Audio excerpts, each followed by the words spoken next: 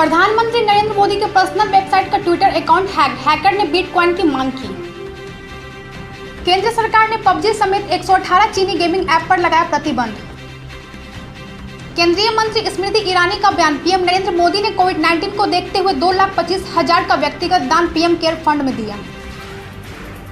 सांसद असदुद्दीन ओवैसी ने संसद के मानसून सत्र में प्रश्नकाल नहीं कराए जाने पर जताई चिंता, कहा घोर अन्याय। एलएसी पर सेना को मिलेंगे यूएवी और एटीवी, पैंगोंग झील में उतरेगी fast interceptor motor boat.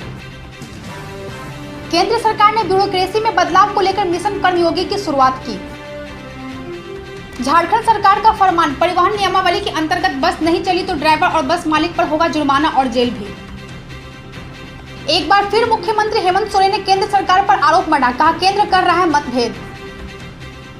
Jhamumo के प्रवक्ता सुप्रियो भट्टाचार्य ने कहा झारखंड में 18,000 करोड़ रुपए का हुआ है जीएसटी घोटाला। भाजपा विधायक दल के नेता बाबूलाल मरांडी ने कहा है कि राज्य के लोक उपक्रमों का लॉ अस्त खदान दिए जाने से होगा 40,000 करोड़ का नुकसान।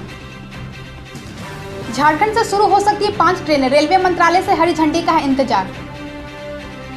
कांग्रेस के पूर्व अध्यक्ष राहुल गांधी का केंद्र सरकार पर बड़ा आरोप, मोदी जी का कैश मुक्त भारत दरअसल मजदूर किसान छोटा व्यापारी मुक्त भारत है। सेना प्रमुख मुकुंद नरवणे आज सुबह लेह के दौरे पर पहुंचे, वे वहां पर स्थिति का लेंगे जायजा। देश में कोरोना का आंकड़ा 38 लाख को पार कर गया। बीते 24 घंटे में कोरोना संक्रमण के 83,000 से अधिक नए मामले सामने आए हैं, जबकि 1,043 मरीजों की मौत हुई है।